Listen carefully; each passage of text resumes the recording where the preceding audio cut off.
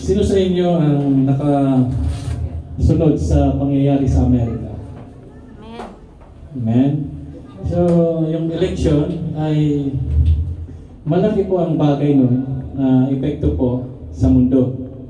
Kasi ang Amerika ay isa sa pinakamakapangyarihang bansa. At ang umupo doon ay kinoconsider na pinakamakapangyarihang tao. At bawat galaw po nila, ibig sabihin, na-elect, may election. At salamat sa Diyos kasi talagang inabangan namin na manalo yung isa na may pag-ibig, sabi natin pag-ibig, or may concern sa bansang Israel. Kung alam niyo po ang implication noon, o ano pong ibig sabihin noon, ay napakahalaga na maintindihan niyo ang ating panahong kinalalagyan. Kaya, fasten your seatbelts sapagkat talagang itong mga taon na susunod ay magiging i-take advantage natin yung opportunity na binigyan tayo ng pagkakataon pa ng Diyos na makakilos ng malaya-laya. Sapagkat pagkatapos, 4 na taon lang po yan. Kaya po, we take advantage and we are preparing na ang church or tayo, yung katabi mo ay yan ay church, ito ay fellowship, ay maging handa para magamit ng Diyos.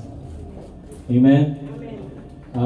Kaya sa umagang ito, meron na akong gustong tuldukan para mawala na sa inyong kaguluhan sa inyong isipan na ito po ay tungkol din sa election.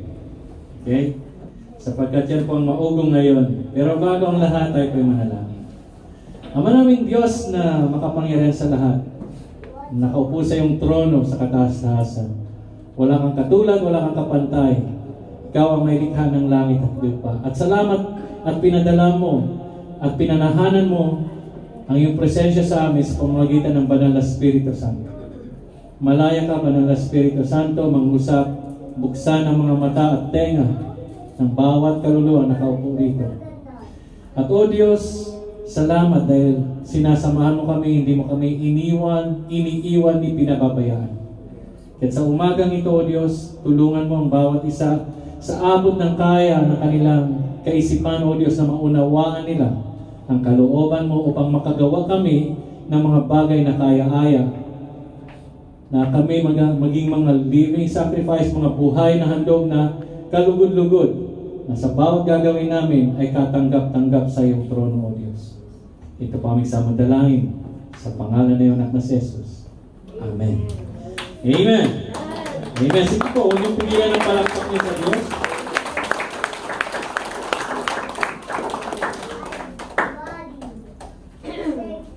Alam ninyo, may mga Bible kayong dala, buksan po ninyo sa Romans chapter 8 verses 29 to 30. Sa Romans chapter 8, 29 to 30, ito pa ay sulat ni Apostle Paul sa taga-Roma, sapagkat sa mula't mula pa ay alam na ng Diyos kung sino ang Kanya. Ang mga ito'y itinalaga niya maging tulad ng Kanyang anak, at sa gayon, maging panganay natin siya.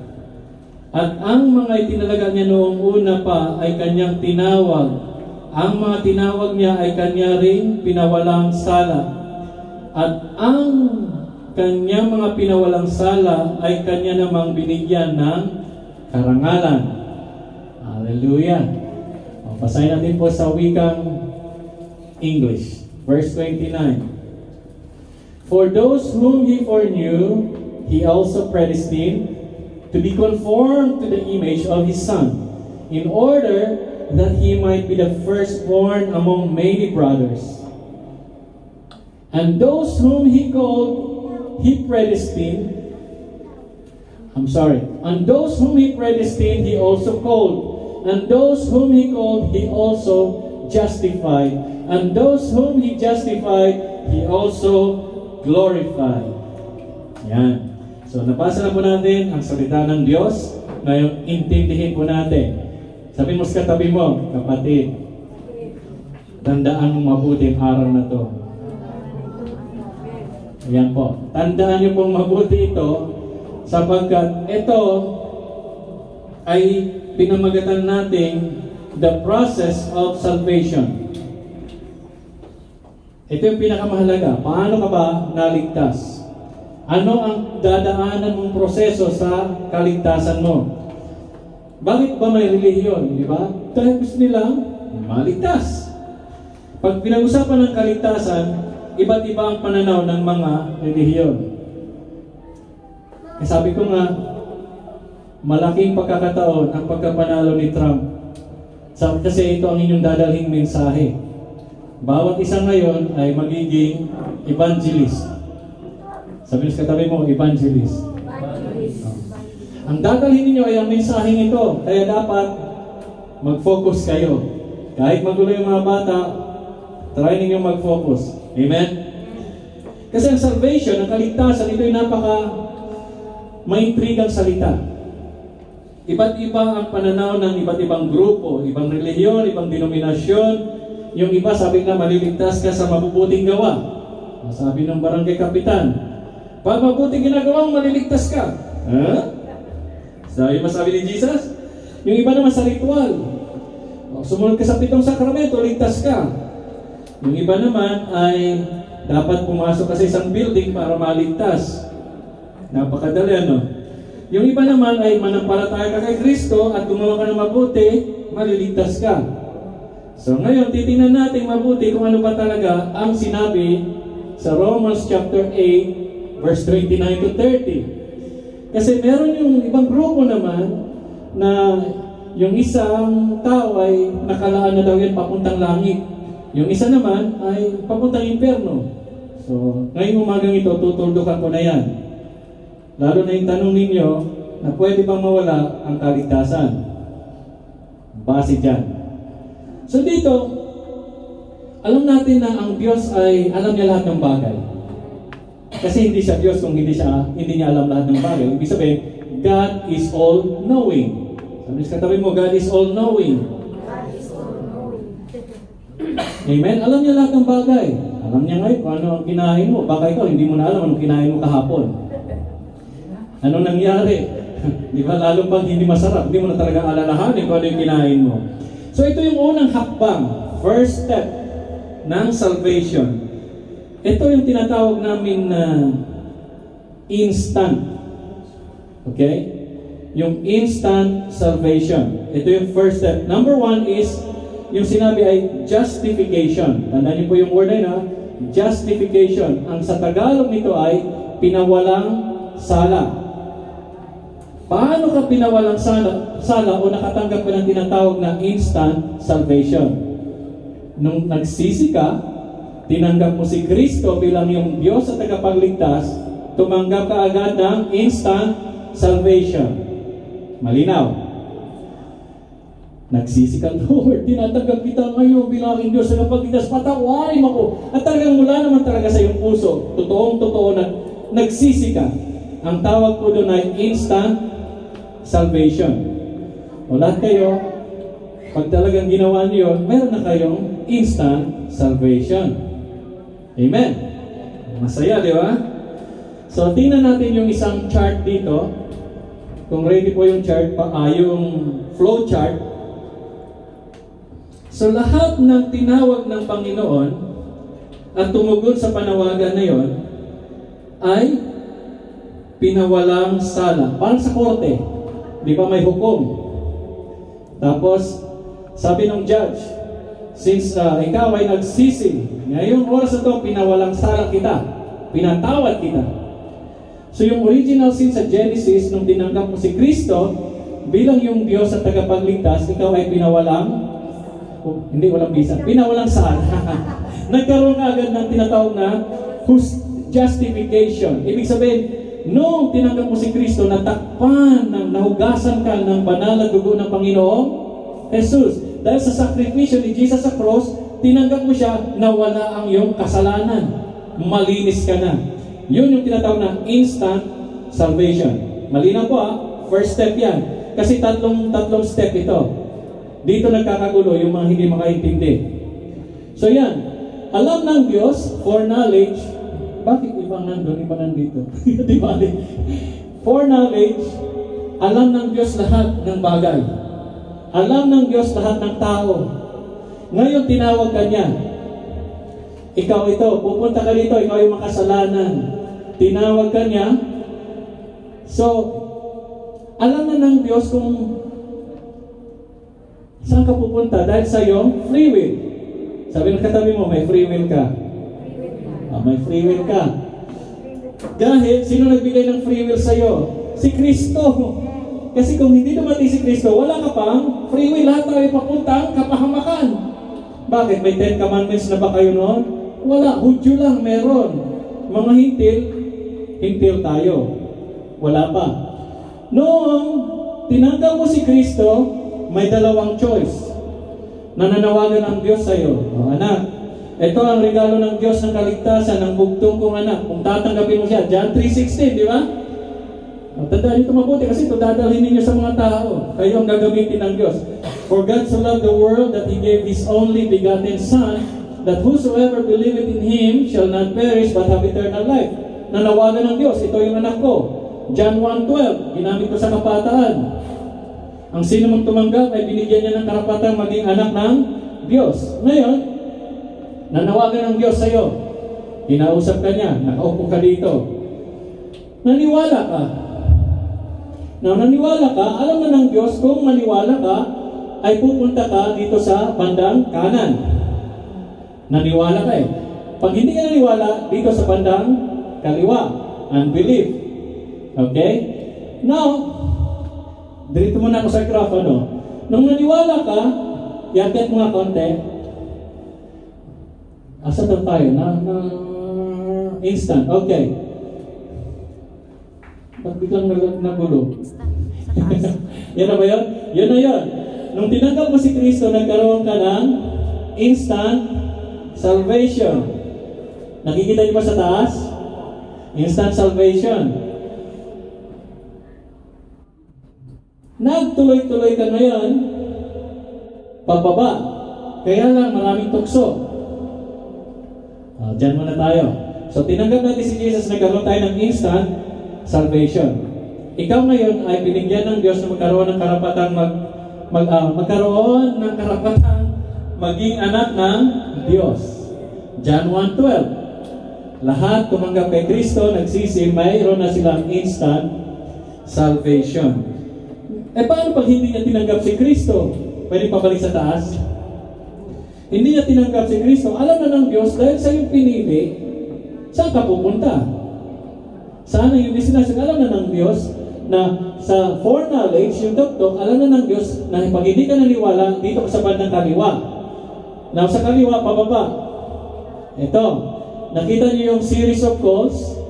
Doon naman sa bandang yon, dito sa pinakatuktok, kahit na pababa ka na, gagawa pa rin ng Diyos ng paraan. Tatawagin ka pa rin niya. Pero alam ng Diyos ang destination mo kapag hindi ka pa rin nakinig sa Kanya. Kaya, pag hindi ka nakinig, diretso pababa. Kapahamakan yun. Kung nakinig ka, meron ka na naman, tinanggap mo siya, so marami pang maranang Diyos na tawagin ng tao para maligtas. Para matanggap niyang tinatawag na instant salvation. Yun yung unang step. Ibig sabihin ng instant salvation or justification, pinawalang sala kanya. Dito makikita natin sa verse 30, those He called, He also justified. Ayun, makikita nyo sa likod. Sa lahat ng tinawag niya ay pinawalang sala niya. Ibig sabihin, dahil nakinig sila. Paano hindi sila nakinig? O di ang kasalanan nila, nandun pa rin. Pag hindi nila tinanggap si Kristo bilang kanilang Diyos at tagapagligtas, yung kasalanan nila, nandun pa rin. Ang puot ng Diyos, nandun pa rin. Hindi pa rin naalis kasi hindi niya tinanggap ang alok ng Diyos na kaligtasan. Okay. Mabilis Madaling intindi dito. Pinaliwanag ko lang to sa kay John at James, 5 minuto lang . Madaling intindi.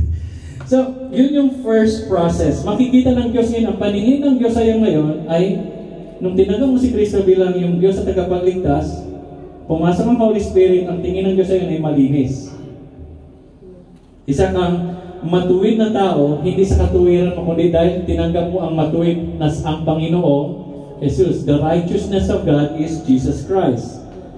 Kaya ikaw ngayon ay tinatawag na ikaw yung tinawag, called out once. Di ba sabi ng Panginoon, marami ang tinawag, kundi ang nabibili.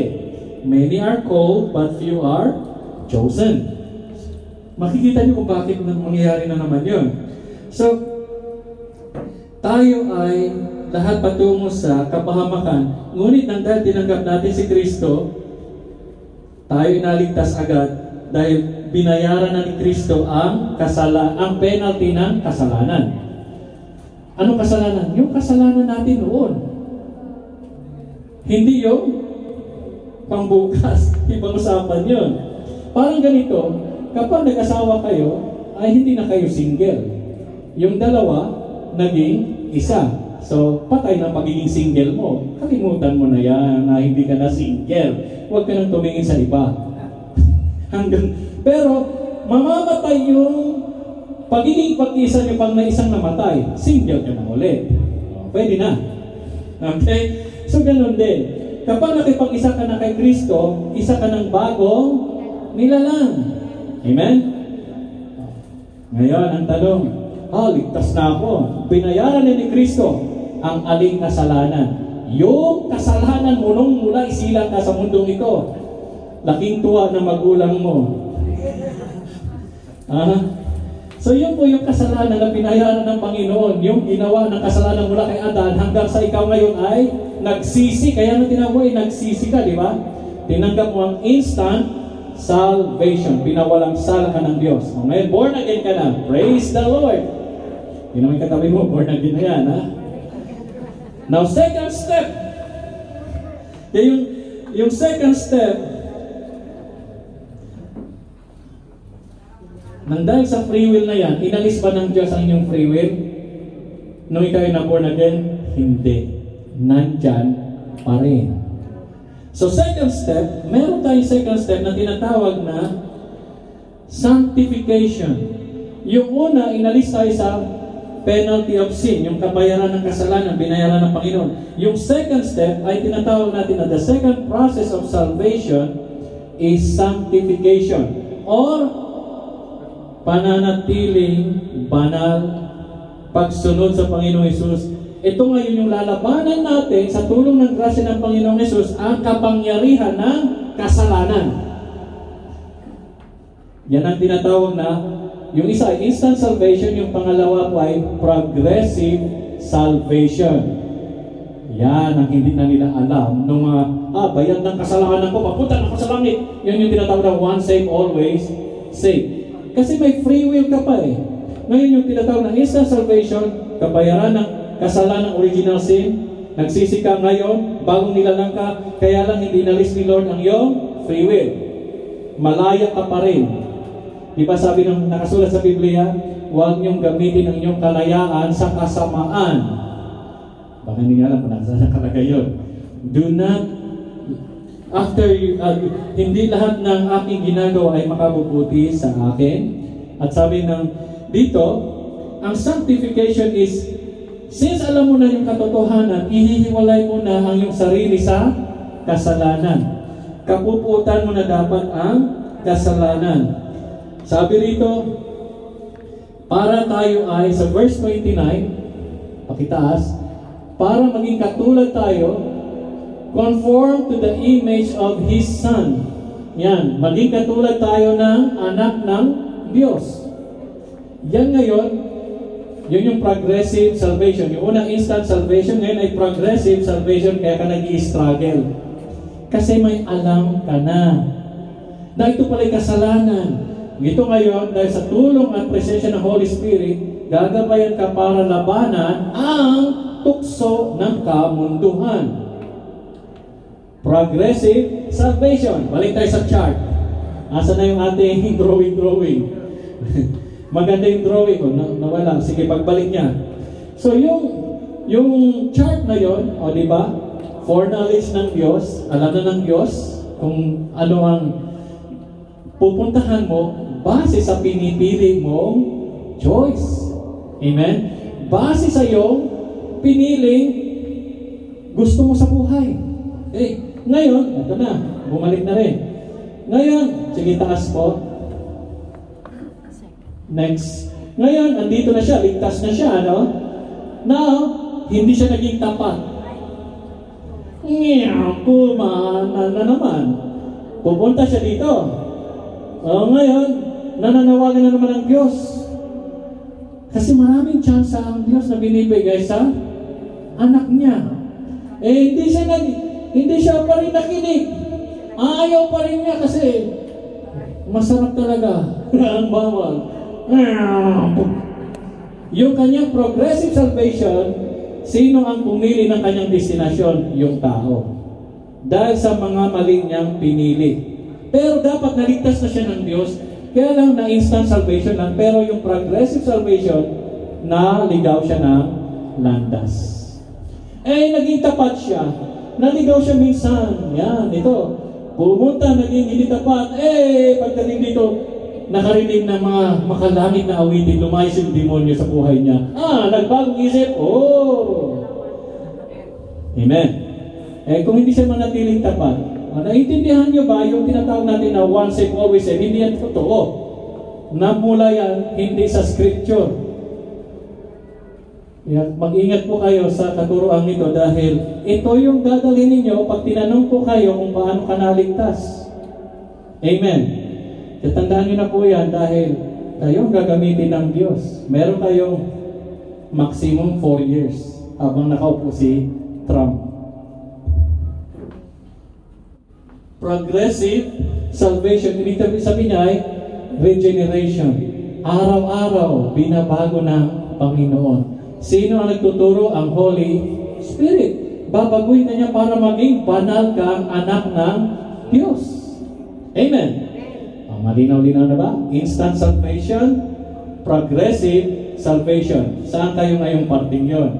Kung wala pa si Kristo sa buhay mo, hindi mo pa siya tinanggap, nandun ka pa rin sa hindi mo pa tinanggap ang kaligtasan ng Diyos. Wala ka pa rin. Nandun pa rin ang kasalanan at ang puot ng Diyos. Yun yung sinabi, you must be born again para magkaroon ka ng instant salvation. Amen. Now, born again na, ito yung pangalawa, yung progressive salvation, dyan naman pumapasok ang discipleship. Yan yung Matthew 28 verse 19. Go and make disciples. Yung unang step, baptizing them in the name of the Father, the Son, and the Holy Spirit. Pagkatapos ng mabaptize, dadalhin sila sa progressive salvation or tinatawag natin na sanctification. Marami diyang temptation. Alam yung temptation? Ito yung mga gustong-gusto ng inyong makasalanang makalamang pagnanasa. Yan yung tukso. Hindi yan maalis kasi diyan makikita ng Diyos kung ikaw na talaga ay magpapatuloy sa Diyos. Yung test naman, ito yung mga ayaw ninyo, ngunit talagang papahintulutan ng Diyos para makita kung mananatili ka ba sa Kanya, magtitiwala ka ba sa Diyos. Amen po ba? Di ba, magtitiwala ka ba sa Diyos sa gitna ng kawalan, sa gitna ng kahirapan, sa gitna ng mga hindi mo inaasahang mangyari sa iyong buhay. Pero yung tukso, ito yung mga gustong-gusto mong gawin, pero dapat huwag mo nang gagawin. Yung pagsubok, ito yung mga ayaw mong gawin kasi pinahintulutan ng Diyos, kaya wala kang magawa kasi pinahintulutan niya para masubok ka. Malinaw yung pinagkaiba ng tukso at saka pagsubok, ha? Hindi huwag niyo sabihin na tinutukso ako ng Diyos. Hindi, nanunukso ang Diyos. Ibig sabihin, natutukso ka kasi yung kasalanan nandyan pa rin sa iyong laman. Nag-i-struggle ka kasi natutukso ka. Pero alam mong salita ng Diyos. Ako, magagalit ang Diyos. Ay, maintindihan naman ako ni Lord. Bumigay ka sa tukso. Kalooban ba ng Diyos yun na bumigay? Hindi. Kaya huwag niyo na pong bigyan ng dahilan. Kasi mahina lang ako. O naiintindihan ng Diyos. Pero sinasabi ng Diyos, sumunod ka sa aking kalooban at mga utos. Amen. Naiintindihan nyo na ba yung buhay ngayon? Dapat malaman natin to para kayo matuldukan. Huwag nyo na pong pagproblemahin, mawawala pa aking kaligtasan. Ikaw ang pumipili niyan. Kaya yung instant salvation, matik yun. Pero yung progressive salvation, halos lahat. Kung hindi ka pa born again, hindi ka pa pwedeng magkaroon ng instant salvation. You must be born again first. Kasi sabi ng Diyos sa John 3:3, hindi ka pagharian ng Diyos, hindi mo makikita 3:5 ang kaharian ng Diyos. At hindi ipapasok ang Holy Spirit dyan para turuan ka. Kaya papunta ka pa rin doon sa banda doon. Pagbulusok. Alam na ng Diyos na hindi mo siya tinanggap, kaya pagbulusok ka sa Kanya, sa hindi niya dapat hinanda para sa iyo. Ang hinanda ng Diyos ay langit. Pero ang mga tao, dahil nireject nila ang Diyos, last Sunday, sinong nag-reject sa Diyos? Hindi ang Diyos ang nag-reject. Tayo dahil sa ating free will. Okay? Ngayon, ito na naman, tumatakbo na naman yung free will. So sa progressive salvation, o tinatawag natin na sanctification, maraming chance ang binibigay sa iyo. Sa minuskrap tabi mo, maraming chance. Huwag mong ubusin. Amen. Huwag mong ubusin. Katulad ngayon, di ba? May mga bagyo. Ilang bagyo nang pasunod-sunod. Sa atin wala. Pero sa bandang norte, abay walang patid. KLMNO. Uubusin natin nila yun. Si Katrina, si M, si N, mamaya mandyan pa si O. Hindi pa natatapos si N, nandyan na naman. Si nga utot, yung manaanak. Sunod-sunod. Tayo, huwag natin sabihin na mas makasalanan sila doon. Ganon din tayo kapag hindi tayo nagiging sensitibo sa pangunguna at pagtuturo ng banal na Espiritu Santo. May mga naglalakad lang, boom, tapos na pala ang kanyang buhay sa mundo. So, huwag po natin sayangin. So, tayo po ay pinili ng Diyos para maging banal. At ang Holy Spirit ay nandyan para turuan tayo ng lahat ng dapat matutunan sa pagsunod sa kabanalan at paano natin paglikuran ng kalugod-lugod ang Diyos. Ang process na ito ay dadalhin ka niya sa kabanalan, magiging katulad ka ng Panginoong Jesus, at ikaw ay dadalhin niya sa pagiging anak ng Diyos. Okay, review. Tinanggap ko si Kristo. Instant salvation. Born again ako. Nung born again ako, dyan na yung maraming pagsubok. Kasi alam mo na kung bakit ito nangyayari. Aware ka na, nabuksan na yung mata mo eh. Na ito pala yung masama, ito pala ang mabuti. Andito pala ang katotohanan, andito kasinungalingan. Ano sabihin, hindi nyo alam yun? Dapat alam nyo na. Bakit? Binigay na ng Diyos ang kanyang salita. God has spoken, it is written. Ulitin ko Nagsalita na ang Diyos at pinasulat na ng Diyos. At ngayon, naririnig natin at isinasariwa lang natin sa tulong at grasya ng Diyos ay tayo tinutulungan niya para manatiling ligtas. Amen? Kaya na naisulat yung ang mananatiling tapat hanggang wakas ang siyang maliligtas. Bakit kailangan maging tapat hanggang wakas? Kasi maraming pagsubok at maraming tukso. Hindi na po yan mahirap intindihin kasi bawat lingon mo maraming tukso. Kaya po, paalala lang po mga kaibigan, mga kapatid, huwag niyong gayahin ang ibang Kristiyano. Ang gayahin niyo po ay ang Panginoong Jesus. Habang tumatagal ako sa ministry ulit bilang pastor, nararamdaman ko yung bigat. Nararamdaman ko yung nakikita na ang dami nyo palang dapat labanan. Ang dami nyo magiging struggle sa buhay. At maraming kalungkutan. Bakit? Alam mo na kasi ang katotohanan. Nabasa nyo na ba sa Biblia, the more you know, the more sorrow. Bakit? Hindi ka na makakagawa ng gusto mo dati katulad ng nasa mundo ka pa eh. Kasi ngayon, binuksan na ng Holy Spirit ang katotohanan at ang kasinungalingan. Ang kabutihan at ang kasamaan. Ang mundo natin ngayon, hindi, binaliktad nila. Ang masama, ginawa nilang mabuti. Ang mabuti, ginawa nilang masama. At hindi lang po yun, ginawa pa nilang legal. Diba sa news? Di po ba? At ang masarap pa dito, ay hindi po masarap, ang masaklap ay marami pong church, pastors, ministers, Christians. They are like Christians but they are not like Christ. Balikan natin ang tuwing. Yan, steady lang. To be conformed to the image of His Son. Steady. Huwag lang pong balikan. Dapat daw maging katulad tayo ng Panginoong Jesus. Sabi mo sa tabi mo, huwag kang maging Kristiyano. Gayahin mo si Kristo. Amen? May nagsabi na, sino, alam nyo, sabi, sino gustong maunang umuwi sa langit? Ay sabi ko, ako. Kaya lagi ang panalangin ko yung Maranatha. Habang tumatagal, nakikita ko ang inyong pagdaraanan. Sabi ko, Panginoon. Kaya nga, binigyan niyang Holy Spirit. Buti hindi tao. Kasi hindi ko kakayanin. Ang Holy Spirit, ay huwag niyo po siya lalo pang pagpili kayo ng pili ng hindi mabuti, nalulungkot ang Holy Spirit. Nalulungkot ang Diyos. Sapagkat, anak, hinanda ko na sa iyo yung party sa langit.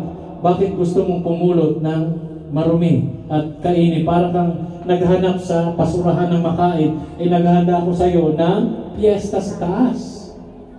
Alam niyo, kasalanan ay parang basura.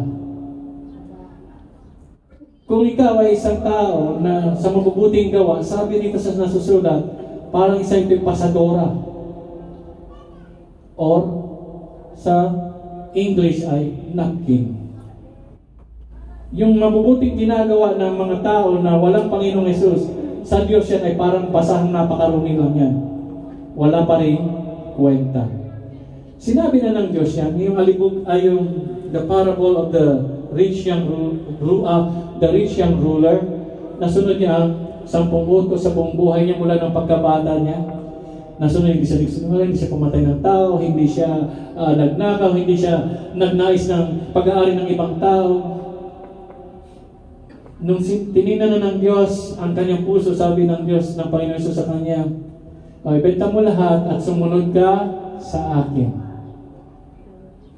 Akala ko kaya niyo yung 10 utos. Diba sa 10 utos, nandun yung love God with all your heart, mind, soul, and strength. Pero hindi niya kinaya yun. Kasi puro panlabas lang napakitang tao ang meron siya. Pwede natin lokohin ang kapwa, pero ang Diyos hindi natin pwedeng lokohin. So progressive salvation. Review. Nung tinanggap mo si Jesus, sasabihin niyo sa inyo mga sisira, kaibigan, instant salvation. Pinatawad ka rin ni Jesus. Praise the Lord. Malinis ka na ngayon. Manatili kang sumunod sa Panginoong Jesus. Kaya, come, follow me. Sabi ni Jesus. Kung sa tao kayo magtitiwala, delikado. Baka masundan nyo si Kibuloy. Or si Abuloy. Amen? Ang Holy Spirit, dadalhin ka niya sa presensya lagi ng Diyos. Hindi sa presensya ng kung sino-sino tao. Dapat ang pagtitiwala natin ay kay Kristo lang. Ang pag-ibig sa kapwa mo. Mahalin mo kapwa mo para masabi mong mahal mo si Kristo. So ayan po ang nangyari. Maraming tsansa. Kaya kung wala pa si Kristo, hindi mo pa tinanggap. Kasi pag born again, ulitin ko lang, pag born again, ang sabi ng Diyos, repent and be baptized. Yun ang Acts 2:38. Kaya, magiging customer ko yung kapitan ninyo. Pupuntahan ko siya. Kasi, may kakahiya ba tayo sa kaligtasang binibigay ng Diyos? Nakakahiya ba? Walang nakakahiya. Nakakahiya ba si Jesus i-share? Hindi. Hindi, di ba? Tanong sa sarili nyo ngayon, nakakaya bang i-share ang mabuting balita? Hindi, di ba? Pero ang hirap mag-share. Tama mali. Ang hirap mag-share. Bakit nahihiya ka? Kaya sinabi na ni Jesus, kung ikakahiya mo ko, kakahiya rin kita. Pero ang mas maganda daw po dito na patunay na ikaw talaga ay na kay Kristo, nababago ang iyong buhay. Amen? Tanggapin ka man nila, parang yung panalangin ni Nanay Aida kanina, huwag kayong malungkot kasi mas nalulungkot ang Diyos. Gawin lang natin ang ating parte na ay ibahagi si Kristo sa kahit anong paraan. Tayo na nga mismo, nakasulat yan. Kung sa mga mananampalataya ang hirap ng maligtas, nabasa niyo ba yun sa inyong Bible? O diba? Kung minsan nag-iisip ka, nagdududa ka na kung si Kristo ba talaga ay totoo. Dadanas kayo nun. Amen. Lalo pag dumating na yung mga hindi mo inaasang pagsubok. Ngayon, okay siguro dahil malakas ka, may pera ka, may trabaho ka, paano pag nawala lahat yun? Si Hope. Si Jesus, pinahintulutang subukan. Take note. Sino nagdala sa kanya sa ilang? Sa disyerto? Ang Holy Spirit. Meron bang baon si Jesus doon? Wala. Ang baon ni Jesus doon, nung nagkatawang tao siya, ay ang salita ng Diyos. Kasi ang nagsubok sa kanya ay si Satanas na mismo. May tinapay, wala ka. Ayan, bato. Gawin mo, tinapay. O di ba? Kristiyano tayo ngayon kasi may trabaho, pusog ka. Paano pag nawala lahat ng kalusugan mo? Wala ka pension, wala kang plano, wala ka insurance. O may insurance ka na, bankrupt yung insurance company mo. Kasi alam ng Diyos na baka doon ka nagtitiwala. Alam nyo, itong progressive salvation, hanggat hindi mo nararanasan talaga ang kapangyarihan at presensya ng Diyos, malalaman ng Diyos yan kapag tinanggal niya itong, pinahintulutan niya itong dalawa maapektuhan sa buhay mo. Ano yon? Your health and your wealth. Yung kayamanan mo at yung kalusugan mo. Kapag yan ay pinahintulutan ng Diyos na para masubok na ikaw ay talaga gabang sa Kanya, diyan makikita at lalabas yun. Yung kalooban mo. Kasi baka sabihin na, bakit ka nangyari ito? Either magagalit ka na sa Diyos. Kasi sa huling araw, maraming tatalikod sa Panginoong Jesus. Naalala niyo ba yung favorite ko dito na John 6:66? Mga born again yun. Mga disciple po yun. Gusto natin tingnan? Sige nga po, kung kaya niyo pong buksan ng John 6:66. Mga tagasunod ng Panginoong Jesus po yun. Bakit ako nagbababa dito sa progressive salvation? Kasi ito yung kinalala niya ng karamihan sa atin ngayon. Amen po ba? Nasa langit ka na ba? Wala pa. Nasa ilang ka pa lang. Barangay ilang. Solo verse 3, number 76. Wala ka pa sa langit. Nandito pa tayo sa lupa. Nandito pa tayong lahat. Patuloy na pinabago ng Panginoon. Ayan, John 6:66. After this, sabi rito, many of His disciples turned back. Andiyan, wala kayong Biblia. Nasa John 6:66. Okay, basahin ko sa Tagalog. Ang saklap, ano? Nasa 666 pa talaga nilagay. Okay, sabi rito sa Tagalog, mula nooy, marami sa kanyang mga alagad ang tumalikod at hindi na sumama sa kanya. Ang tinutukoy dito ay ang Panginoong Jesus. Dahil ano? Talagang hindi naman si Kristo talaga ang kanilang sinundan. Amen. Kaya yun, sabihin mo sarili mo, Lord, ikaw ba talaga sinusunod ko o yung Kristo na ini-imagine ko? Kasi kung minsan tayo ay mag-i-imagine ng isang Kristo, kaya maraming kulto kasi meron silang imagination at ginawa nila maging Kristo nila. Naintindihan niyo po ba? Napakaganda pag-aralan ninyo ang tinatawag natin na isang subject na tawag ay cults and religion. O di ba? Yung isang Kristo Kristo, anak ng Diyos, ay nakakulong ngayon dahil akusado siya ng rape. At saka sex trafficking, human trafficking. Okay. Inangkin niya ng pagiging Kristo. Halimbawa, kaya magandang pag-aralan niyo ito, magkalkal kayo sa Google, ano mong paniniwala ng saksi, na iglesia ni Kristo daw, ng mga Mormons. Magugulat kayo. Ibang-iba siya sa nakasulat sa Biblia ng Kristo. Sasabihin na, hindi, yung Biblia niyan ay mali. Dami-daming version ng Biblia namin, pero isa ang tinutumbok. Sa kanila, gagawa sila ng sarili nilang Biblia. LGBTQ may sariling Biblia.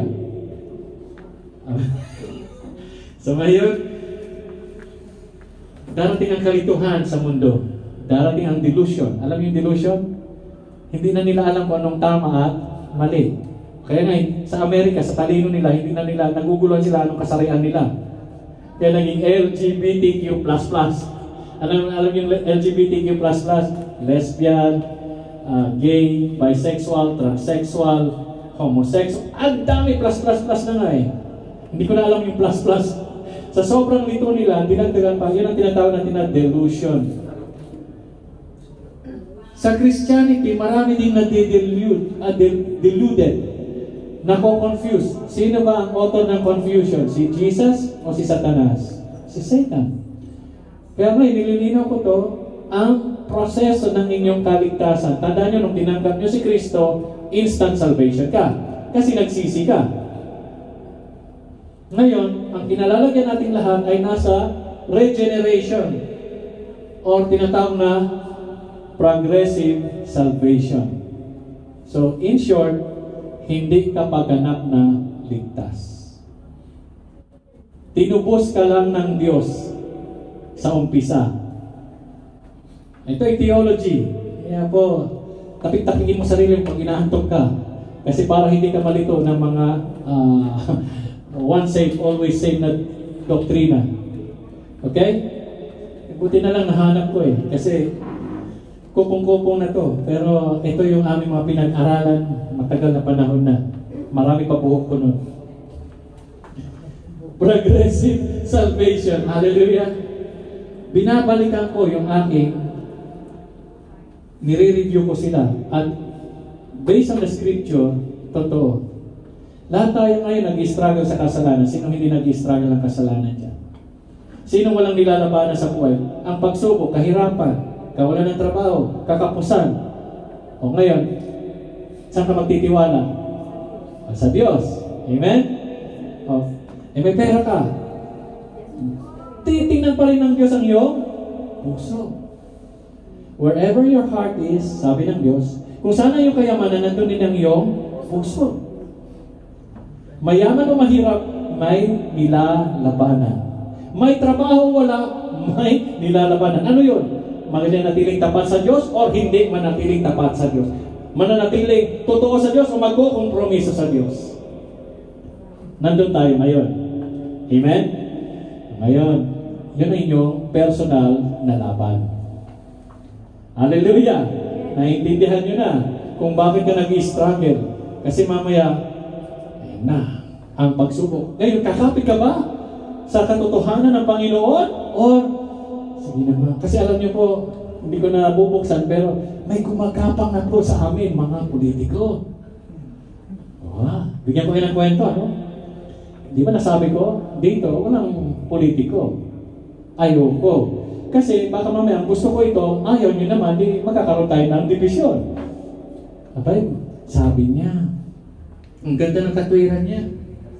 Convincing. Kaysa sa ibigay ko sa iba, ibigay na lang sa mga membro niyo, Pastor. Diba? Tig 1,000. Kwarta. Gabay lang tapulo. Kwarta, apang liro, kwarta. 1,000. Ngayon ang tukso, ito yun. Gising kayo, no? Totoo to. Andiyan ang listahan. At magkaka-ATM pa kayo, sabi niya. Maganda ka. Santi Bulaya. Tapos sa ATM, natalo lang ayuda ko nung iloto lang ko ng ATM. Ako naman, parang maganda. Ayun, pumapasok na ang corruption. Kasi ang corruption, hindi nyo malalaman yan pumasok kasi convincing din si Satanas. Nung tinukso niya si Jesus, di ba? Kung ikaw ay anak ng Diyos, itapon mo sarili mo. Di ba sabi ng Diyos, sasaluhin ka niya. Ang galing din niya magbaluktot ng salita ng Diyos. Eh nakakatukso, di ba? 1,000. O di ba? Convincing ko na sila. Pero, ang hirap kasi pag ang politika ay pumasok, kasi talagang lahat ng pangungumpisit, pampapaluktot ay gagawin nila. At ang masaklap pa, lingkod din ng Diyos yan. Kaya sabi, kukurong may kwarta. Mamang kita talingaran. Hallelujah. Pero ito yung sinasabi ko na, ako, hindi ko kayo i-influensyan sa inyong kalayaan. Pero hindi ko ma-imagine na humaabot tayo doon ng dahil lang sa progressive salvation. Kasi kung ibang pananaw naman, kaya sabi ko, huwag kayo maging katulad ng mga Kristiyano. Tumulan tayo ayon sa nasusulat kay Kristo. Ano ba ang Panginoon Jesus? Wala siyang iniisip kundi ang kalooban lang ng Ama. Wala siyang gustong gawin kundi sundin ang salita ng Diyos. Gusto siyang gawing hari na mga Hudyo, ayaw niya. Kasi talagang hindi na siya kailangan maging hari doon. Kasi siya ang hari ng mga hari. Kung kayo mga anak ng Diyos, huwag niyo na pupulutin ng barya. Baka yung barya na pinulot niyo, lasong palayo sa buhay niyo. Bumagsak kayo, pupunta ka na dito. Kakanto-kanto ka na, pupunta ka na sa kasi Lord, kailangan ka, kulang ko talagang kwarta. Inla ko, suboto! Amen? Kaya habang nangungubisit, sabi ko, what talagang istaan, Lord? Paano tumang ka niyo? Hindi ko na ibibigay sa inyo. Pinaalam ko lang sa inyo na hindi ko gagawin yun. Hindi ko gagawin yun na ilista ko pangalan yung kukunin ko pera. Ako ipagabalo, ilista ko ngaran yung aming palo. No, pinagara importante, hindi akalisting ngaran nyo dyan. Pero hindi, iniisip ko lang dito. Mas mabuti na pagpalain ako ng Diyos kaysa sa hindi ko alam saan nagmula yung pera. Pinagpapala ba ng Diyos ang pera na nagmula sa hindi mo alam o sa pinaghirapan? Amen. Alam nyo pala, doon kayo sa pinaghirapan, magtrabaho ka. Huwag yung libre. Huwag yung easy money. Amen? Kaya nagtatrabaho ang mga tao, kahit na marami na silang bag, ay bag. Katatrabaho, magsumikap tayo sa grasya ng Panginoon, sa tulong ng Holy Spirit. Kaya may Matthew 6:33. Seek first the kingdom of God and His righteousness, and all these things shall be added unto you. Amen. Ano man ang sabi ng Panginoon pa? Ano ba naman na makuha mo buong sanlibutan pero kaluluwa mo naman ang kapalit? Naintindihan nyo ng gospel? Next year, pag-i-enjoyan natin yan. Nahanam namin natin yan hanggang sa okay lang. Kahit tayo ay mukhang basura sa mundo, basta tayo ay ginto naman at mga presyo sa paningin ng Diyos. Amen? Masubukan po natin mag-practice na maging matatag at firm. Kasi gagapangin nila talaga kayo. At ang inuuna nilang ginagapang yung pastor. Kasi pag bumigay yung pastor, sira na. Hallelujah. Kaya, problema niyo yung kung gusto niyo yung tanggapin yung pera, pero hindi dadaan sa akin. Huwag niyo na ako isama dyan. Kasi kukurong talaga tayo. 1,000, 1,500. Ay, siya anak ko may 10,000. 1,000, manulat. Araw mo ni maya-maya zero. Hallelujah. Kurong latan. Kurong. Pero, gagawin nyo ganito tandaan nyo, hindi pa tayo naliligaw. Nandito pa tayo sa progressive salvation. Awat ng ko'y kwarta, pero ako'y boto. You are cheating. Amen. Mali din naman ang sabi ni Nanay Aida. Si Nanay Aida na hukom. Mali! Tatagyapin ko yung pera, pero hindi ko siya ibuboto. Nagsisinungaling ka na rin. Araratan. Nakikita nyo ba? Naintindihan nyo ba itong bigat nito? Manatiling tapat hanggang wakas. Hindi po yan biro. Pag hindi mo ninamnam ang salita ng Diyos, at hindi ka pinangunan ng Holy Spirit, ang dali mong bumigay. A powerless life is a result of a prayerless life. You are weak because you don't pray much. You are weak because you don't obey the word. Nag-i-struggle ka kasi iba ang pinaghuhugutan mo, hindi mula sa Diyos, kundi mula sa mundo. Ang mundo, litong-lito na to, gulong-gulo ng isip, doon ka pa humuhugot ng mga prinsipyo mo sa buhay, maliligaw ka talaga. Amen. Ni sila nga, hindi na nila alam kung sila babae, lalaki. Punta ka sa CR ngayon ng SM. Ano tong drawing na to? Bakit yung kalahati, nakapalda, yung kalahati, lalaki? Alam ko na. Sa mga lito. Kasi nakakalito eh. Anong simbolo to? Ang alam kong ginawa ng Diyos, isang lalaki, isang babae. Ito, 50-50. Sino gumawa nito? Mundo. Ang mundo, pwede niyang gumawa, pero hindi yun ang kalooban ng Diyos. Kaya po, pahalagahanin niyo, bigyan niyo ng pagkakataon sa sarili niyo dahil ito, tuloy-tuloy po yan.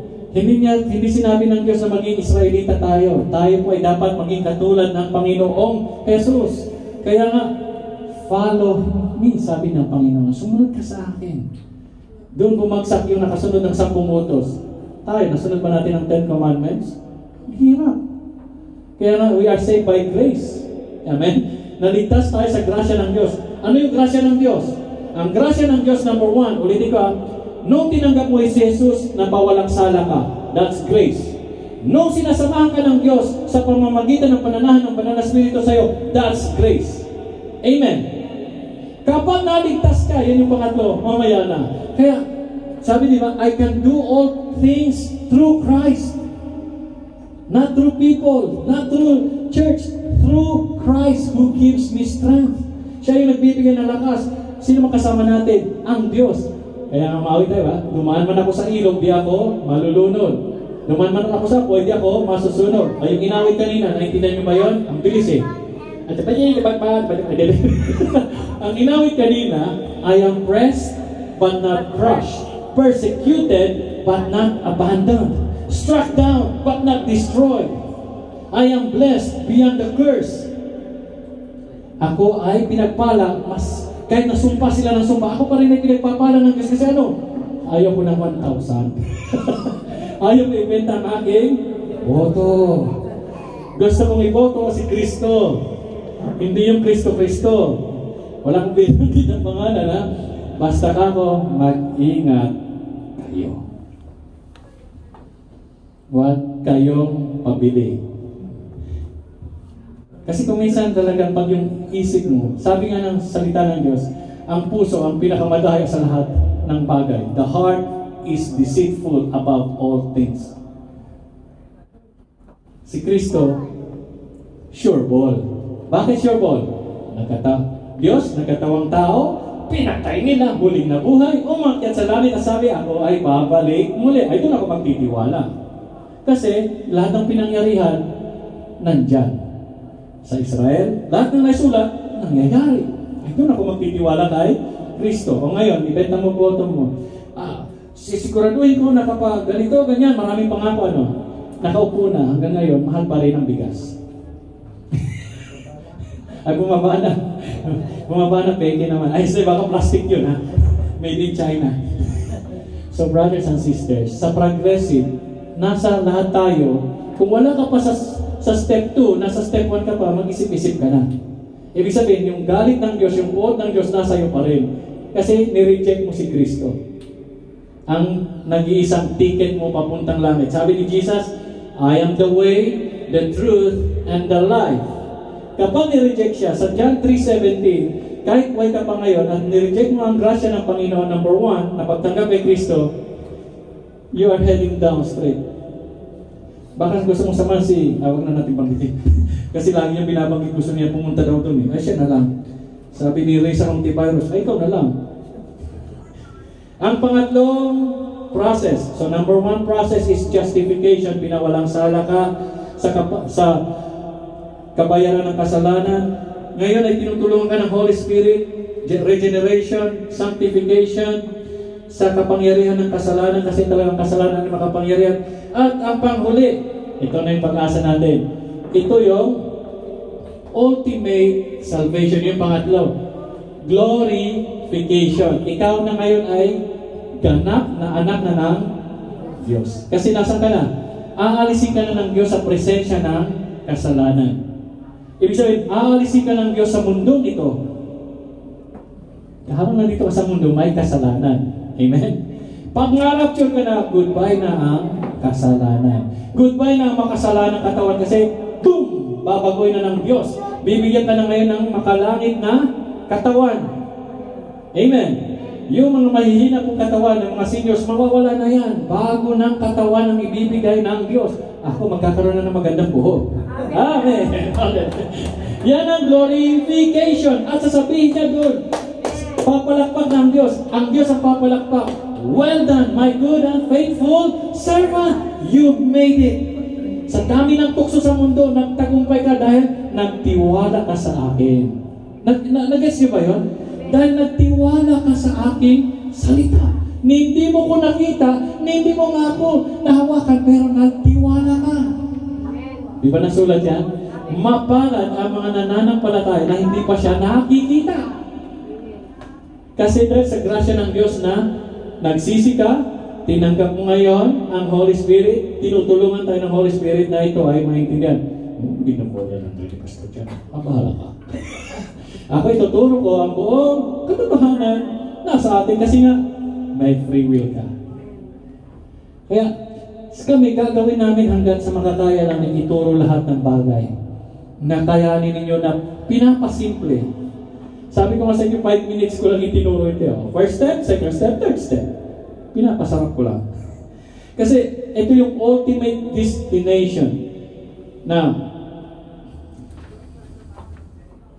bakit ko tinuturo ito? Kasi kayo magdadala nito. Para pag nag-share na kayo ng Word of God, huwag niyo sabihin na hindi niyo pa rin alam kung paano ka naligtas. Dapat alam mo na sure ka, yung tinatawag na, pag tinanong kayo, ligtas ka na ba? Dapat alam mo. Huwag niyo sabihin na, akaulilay Diyos. Hindi. Alam mo. Akaulilay Diyos kasi magkakasalanan ka, kaya akaulilay Diyos. Hindi. Talagang akaulilay bilay mo. Sabi ni Lord, binigay ko na sa'yo lahat. At muli gabay, at tigawan ko si Kay. Amen. Binigay ko na yung bugtong kong anak para iligtas ka, ayaw mo pa rin. Hallelujah. Yan ang ultimate goal. Yan ang tunay na success. Ang success ay makarating ka sa presensya ng Panginoong Jesus na pupurihin ka niya pagsisilbihan. Alam mo, nakaredy doon kainan.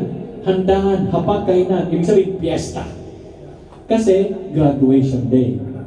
Pag graduation day, tuwa tayo lahat. Ito yung graduation day.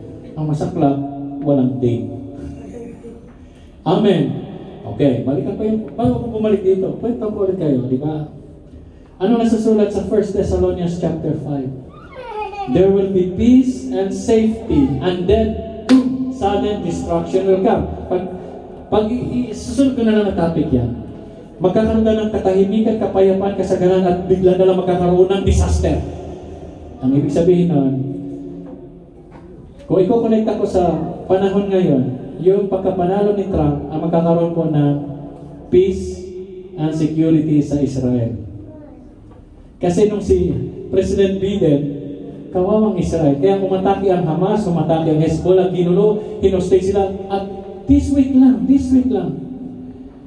ay sa Europe, sa Netherlands, nanood ng football, yung mga Israeli, ay inabangan nila, yung mga Israelite ng mga Arabo, pinagbubog, pinagsasaksak, sinasagasaan ng kotse. Sa Europe nangyari yan, this week lang. Ganon sila kagalit sa Israel dahil dito. That's news. Tingnan nyo, basahin nyo sa Netherlands, ayun po lang, nasa balita yan. Kasi ang balita, baluktot yan, lalo mga CNN. Kaya sa susunod, manood na lang kayo sa aming balita. Spin Media Network.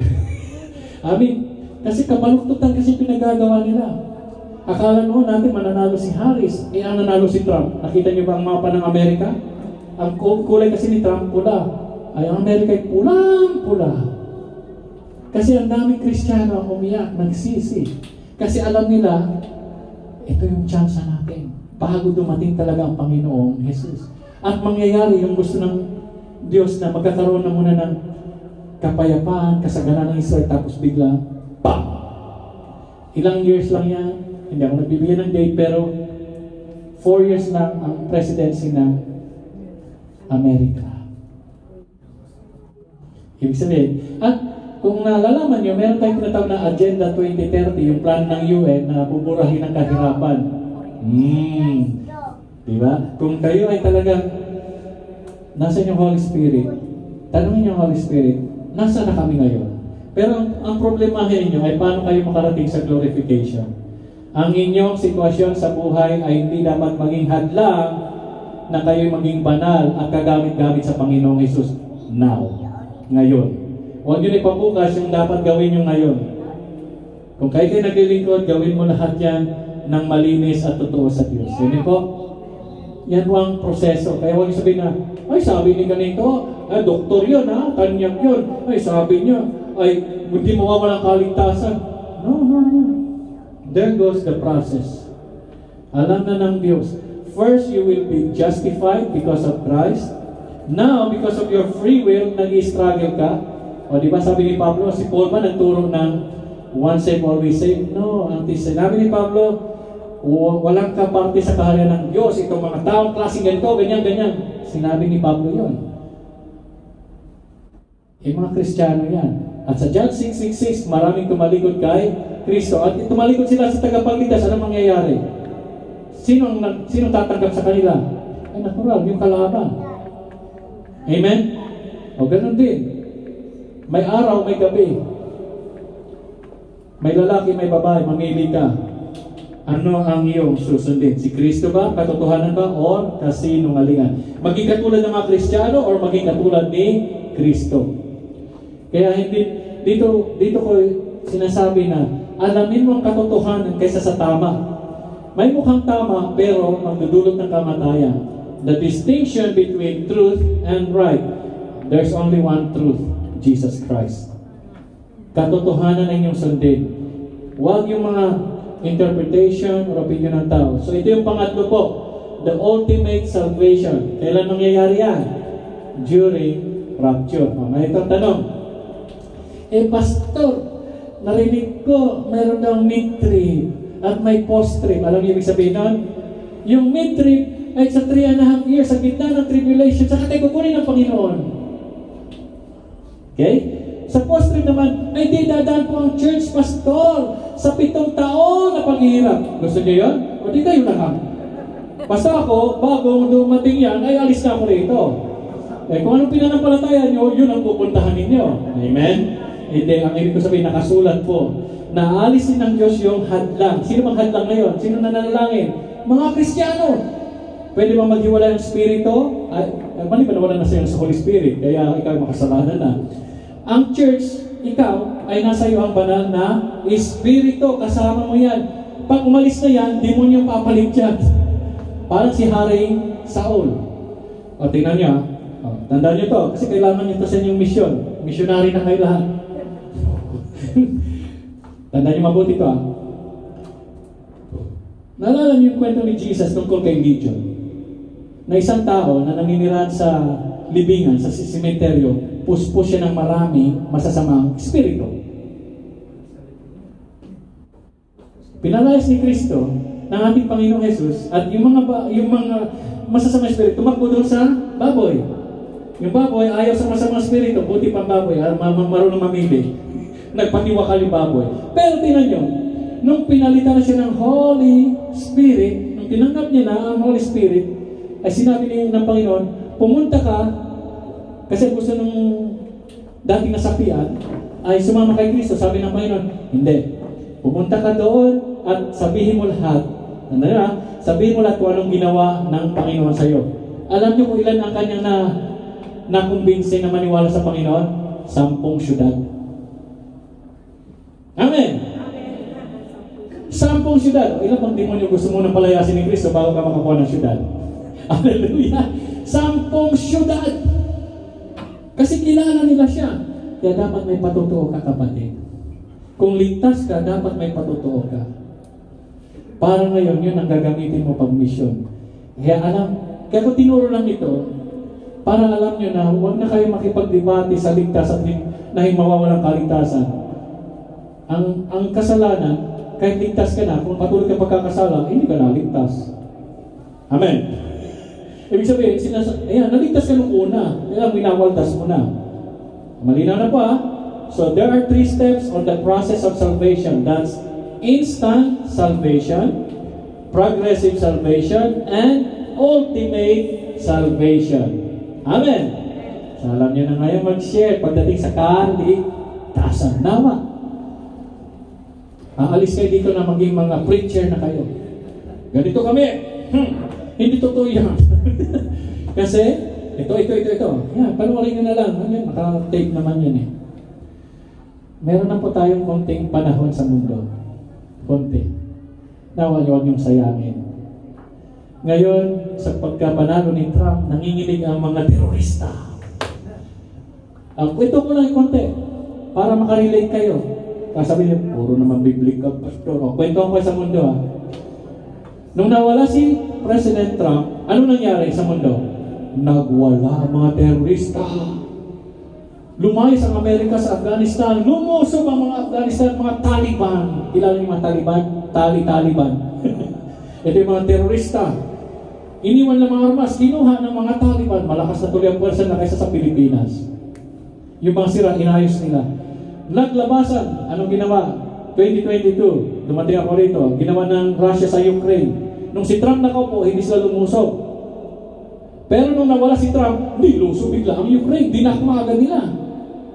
Kasi paano? Yung presidente ng Amerika, hindi niya alam kung saan siya kakamay ng tao. Ibig sabihin, mahina ang presidente.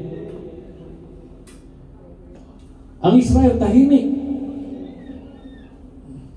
Biglang niluso noong October 7, 2023. Ng Hamas, ng Hezbollah, mga terorista ito, para matupad ang nasa sulat. Ngayon, at bumalik na si Trump. Baka patayin nila bago siya umupo. Kasi siya ay kaibigan ng Israel. At nakasulat na kung sino kaibigan ng Israel, pinagpapala ng Diyos. Ang sumusumpa sa Israel, susumpain ng Diyos. Mag-ingat kayo. Kahit na pasaway mga yan, ipanalangin na po natin sila. Kasi sila pa rin ang pinili ng Diyos. They are saved by grace. We are saved by grace. May G tayo, sila walang G. We are saved by grace. Kaya nakita ninyo, kapag malakas ang nakaupo, kapag ang presensya ng Diyos ay nandun, matuwid, hindi naman super perfect si Trump, binibigyan ko lang kayo ng kaalaman para maintindihan ninyo ang nangyayari sa mundo, may konekta nyo sa salita ng Diyos. Ito po ay pagkakataon natin na kumilos, paspasan po natin. Amen po? Hindi na po ngayon uso lang yung concert, film showing. Ngayon po, kayo po dapat ay kumilos. Dalhin niyo itong kaligtasan. Kasi the more na nag-share ka, nagbibigay ka ng mabuting balita, the more na pinagpapala ka ng Diyos. The more you give, the more you receive. Tayong ilaw at asin ng sanlibutan, sabi ng Panginoon. Mag-ilaw na po kayo. Huwag kayong nag-uupo lang dyan. Kumilos-kilos na. Kasi para ngayon, maabot natin ito ng may saya. Amen? Amen. Na marating natin yan. Huwag kayong malungkot. Maniwala man sila. Hindi. Ngayon, ang mission po natin, maghanap ka ng unbeliever. Huwag yung believer na ang pangit ay church, tsaka lang si kami. Aliwanong na! Hindi mo namin din! Unbeliever po, ishare niyo po ang mabuting balita ng kaligtasan. Mapawalang sala ka, tanggapin mo si Kristo, magsisi ka. Kasi sabi dito sa John chapter 3, mapuwan na ka para makita mo at makapasok ka sa kaharian ng Diyos. Amen? Ayaw ba yun? Naniniwala pa kayo nasa inyo pang Holy Spirit? Naniniwala ba kayo na siya sama na nandito na po kayo? Kung wala pa kayo dito, ay bumalik kayo doon. Sa October 20, sa December 29, may baptism, may magsisi ka, mag-isip-isip ka. Kasi hindi naman kaya ka nandito, hindi ka para i-reject ng Diyos, i-prepare ka ng Diyos. Alam niyo po, ang church is a hospital, a family, and a military. Ulitin ko hindi nyo na-gets. Hospital. Hindi lang forever nito, lagi kayo may sakit. Naging pa-hospital, magiging pamilya kayo ng Diyos. At yung pamilya ng Diyos, since harian, ikaw gagamit yung mandirigma. Amen. Ano ba nakasunod sa Revelation? Anong sinakyan ni Jesus? Lamborghini, Santa Fe, Toyota, Mitsubishi? Hindi, kabayong puti. O sino nakasakay sa likod? Sino sumusunod sa likod? Nakasakay ba ng kariton? Kalesa, galusa, garong? Nakasakay ka rin ng kabayong puti. Kaya dami pala, sundalo pala ako. Amen. Hindi ka pasyente. Yung pasyente, wang-wang ang sinasakyan nun. Wiwu, ambulansya. Ay kung ngayon, hanggang ngayon, pasyente ka pa rin. Magpagbayag ka na, oh. Kaya sabi ko, Lord, dapat sa 4 years na to, you will have to have your own nakapag-akay ka na nakapagligtas ka naman, hindi ka naman yung laging nire-rescue na lang. Amen? Paturo kayo kay Nanay Aida. Kaya hindi na ako magpipray ng evangelist. Kayo na ang gagamitin ng Diyos. Amen po ba? Kayo na ngayon ang kumilos. Kasi you only have very short time. Parang si Trump yun na. You only have very short time and everything will come to, chaos. Magkakagulo. Sino nakapanood ng bagyo? Yung mga nasa Facebook, yung isang lalaki ay pumapalakpak na yung bubong niya. Tinatalian niya, buti na nabitawan niya kasi kung hindi nilipad din siya ng bubong. Yan ang nangyayari po sa Cagayan ngayon. Hindi sa makasalanan sila, ha? We are praying for them. Pero yung spiritual life mo, pag gano'n, parang binabagyo pa rin. Dapat ngayon, ikaw isang mandirigma. Ikaw na yung asa ng bagyo. Ikaw magre-rescue. Nawat dumating ang panahon ng church na to ay tutulong sa mga nasasalanta ng bagyo. Amen? Bibisita sa bilangguan. Hindi para magpabilanggo. Baka mamaya yung iba sa inyo nakabilanggo dyan, kaya bibisitahin natin ang bilangguan. Huwag naman. At least baka pag binilanggo ka dito, mga alimpungatan ka. Amen. Kaya maraming chance ang binibigay ng Diyos, huwag niyo pong sayangin. Mga kabataan, mag-share kayo ng Word of God. I-share niyo ang mabuting balita. I-share niyo si Kristo. Huwag niyo sabihin, hindi niyo alam. Ibig sabihin, hindi niyo talaga tinanggap ang Holy Spirit. O hindi niyo nagpapasyo. That's 1 + 1. 5 minutes. Tinanggap mo si Kristo, ligtas ka na. Manatili kang ligtas kasi sasama ka ng Holy Spirit. Sasama kayo para mag-share ng salita ng Diyos. Para marating mo ang ultimate salvation sa presensya ng Diyos. Kaya ngayon, tinuro na ng Diyos, mag-ipon kayo sa Kanyang kaharian. Sumunod sa Kanya, manatiling tapat hanggang wakas. Hallelujah. Kahapon galing kami sa isang seminar. Mahaba-haba yun. Sabi ko, 10 buwan. Ayan. Pastor Armig, magigiling yan doon. kami tatlo kami gigilingin nila doon. Ipapasa namin sa inyo. Kasi kung pinagpapala kami, tayong lahat pagpapalain. Hindi pera, huwag yung 1,000. Gawin yung 10,000. Huwag puro pera ngayon ang isipin po natin ang kaligtasan ng ating kaluluwa. Paano tayo lumakas? Yung gatas ng kambing o baka, iniinuman yung mga anak, dapat na yung pang-inom nyo ay gatas na mula sa Diyos. Yung mga anak nyo, huwag nyo na pong turuan ng makabundo. Turuan nyo na sila ngayon maging tapat, bata pa lang. Amen? Huwag nyo sayangin ang pagkakataon kasi ang tali nyo, maiksi. Prophetically, scripturally, maiksi. Panoorin nyo next year, January 2025, may 2.5 months lang si Joe Biden at uupo na si Trump. Test and temptation sa mga Kristiyano. Kasi, paano ba pwede makalimot ang Kristiyano agad? Kapag sagana at tahimik, kampante na marami. Amen. Ngayon siguro, panalangin ka ng panalangin kasi ang dami mong pagsubok sa buhay. Praise the Lord. Kaya nga sabi ni James, consider it pure joy when you face diverse kinds of trials and temptation. Kasi ibig sabihin, umaasa ka sa Panginoon. Paano pag sagana ka, okay ang buhay mo. Examine yourselves pag ganun ang sitwasyon. Nawa. Kasi, nangyari sa Israel yan. Nung magaganda ng bahay nila, mayaman na sila, nakalimot sila sa Diyos. At alam niyo po, si Haring David, dito ako magwawakas. Si Haring David, nanalangin siya, sabi niya, O Diyos, huwag mo po akong paintulutang walang-wala, baka matuto akong magnakaw. At huwag mo rin po akong bigyan ng sobra-sobra, baka makalimot ako sa iyo. Bigyan mo na ako ng pangangailangan ko sa araw-araw. At exactly sa tinuro ng ating Panginoong Jesus sa model prayer, give us this day our daily bread. Amen. Kaya, bago po tayo manalangin, alalahanin nyo, lahat kayo ay ligtas.